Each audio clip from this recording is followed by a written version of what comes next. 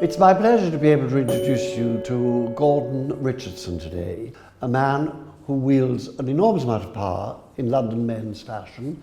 He is creative director of Topman, and he works very closely with London collections men, and he is an exceptional person, as we're about to find out as we talk. I started off a general interest in fashion, I guess, when I was a young kid. My parents always dressed incredibly well, and I guess that was just something that was inherent in everything I saw and did. But then, funnily enough, I went and studied graphic design because I'd always painted and loved that kind of side of things. Went to Portsmouth Art College, started to study graphic design, but I just found the lecturers actually quite dull and uninspiring. And we had these two amazing people come down from London who did this sort of fashion extravaganza project, and I thought, this is the world I want to belong in. These are the craziest people I've ever seen, and it sort of ignited a spark in me that I thought, this is the world I want to inhabit. I didn't really know what it would entail or how I would do it, but I just knew I had to be part of it. I had an incredible tutor. She encouraged me to try to apply for Royal College of Art, which I thought was just the holy grail. I would never ever get in there. It was a waste of time.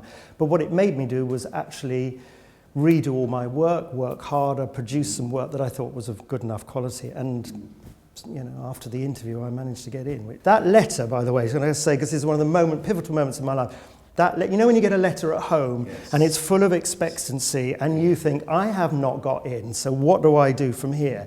And you spend hours opening the blinking thing, opening shaking. That and shaking. I opened that and I still couldn't believe what I read. That was one of the best moments ever in my life, that I'd actually managed to get into somewhere that I thought was unobtainable. Well, when I was at university, I thought it might be fun to be a dress designer. So I was interviewed by Janie Ironside. Oh yes, Janie. Another terrifying one. And when we came to doing the trial, that was it. That was the end of it. I just thought, this is not for you. This is not for me, because being practical is not my thing, really.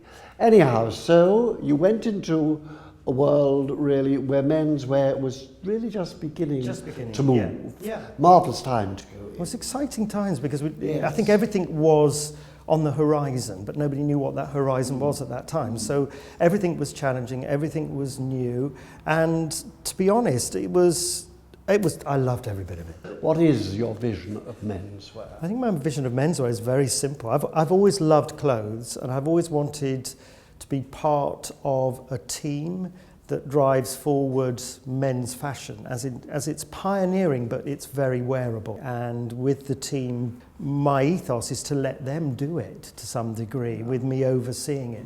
I hate that sort of dictatorial approach, because I think you don't get the best out of people. No, it's not what. And I learned that through teaching and everything. It's that nurturing thing. So if you get a very good team around you and the team know what they have to do, you can let them get on with it, but then you have to sort of keep the momentum going and keep that vision going.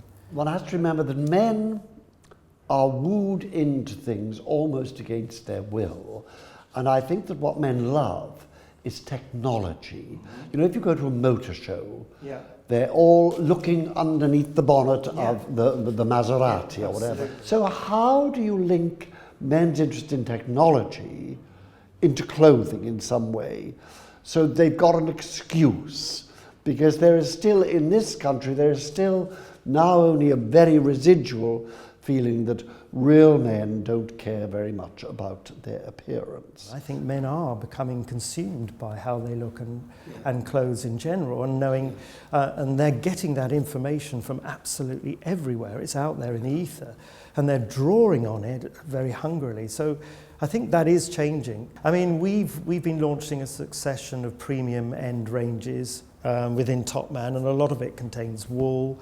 I mean, obviously it contains wool mixes as well because of the properties of wool, but wool is a fabulous. I mean, you can make the most perfect jacket out of wool because it has all those steaming properties. The techniques that go into tailoring, the machinery that goes into tailoring, how a sleeve is put in, how that's steamed, how the interfacings work in conjunction with the wool. is the technology actually of clothing, which most men don't see, but wool is fabulous. I'm very proud to be part of the Wool Mark, and I'm particularly proud of the international competition. What is it that excites you about a competition of this sort, and what do you think that people with your experience can bring? It's incredibly exciting doing any projects with young people on all levels, and what it does specifically for a company like ourselves, it's somebody else looking into your world and making sense of your world. We all think we know what it is because we live it day to day. Somebody coming in can completely uproot that, plant a new seed literally, and bring some energy and something you've never ever considered for your brand before. And they can challenge it in a way that it's quite simple. So they bring energy, they bring enthusiasm, and they bring fundamentally new ideas. And those new ideas are what generates fashion going forward. And why one needs to have these kind of competitions is literally to nurture that young talent, to give them an opportunity to become designers, even if it was just the seed of an idea or a thought of an idea. And it encourages them. I mean, life has to be about encouragement. There's so many disencouraging things day to day. And if you just, because I remember what it was like, you just need that one little, you need one person to say, that's good. And you go, maybe this is right, maybe I'm doing the right thing. And I think those sort of projects are fundamentally about encouraging young people to take a chance, have a go, design something, learn about the company you're designing for, bring those attributes to it, and produce something the company's never done before. And we're really proud to be part of that. What do you wish you had done in the past with Topman that you haven't done? Or with other areas of your life? What do you think sometimes when you're sitting there, sort of looking into space, and all the people working, and you're thinking, well, maybe I should have done this? I always wanted to be a guitarist in a band. I just want to be up on stage doing that. So I kind of miss my true vocation, really. But it's always sort of on the back burner, you never know. What I wish I'd done? I don't know, because I just love what I do and I just want to keep doing what I do. And it's the enthusiasm I don't want that enthusiasm to go, you know. So, never will. And I want to try and, it's always a challenge, so I love a challenge. Because design is always challenging, even if it's simple design. Because it's problem solving. And I work for a company that has to be hugely profitable. It sells a lot of clothes, and it has to sell a lot of clothes at small price points. So it has to be very commercial in some respects. So my battle as a designer is to constantly battle that commercialism. I kind of have to push it every single day. Yeah, so you really feel you've still got a hold on it, personally. Just about. Yeah, because the bigger it gets, the harder. But what I've had to learn is trust. You have to have trust in your team. And if you trust them implicitly, they will do the job you want them to do. And you don't have to keep telling them to do it. I think if you're not good at the implications of that, if you don't tell them and you don't work with them and they don't understand you, they can't deliver it. No. But it is trust, and that's something you have to really learn, because it's very frustrating being a designer not designing all the time. That's a very good place to end. Gordon Richardson, thank you very, very much indeed.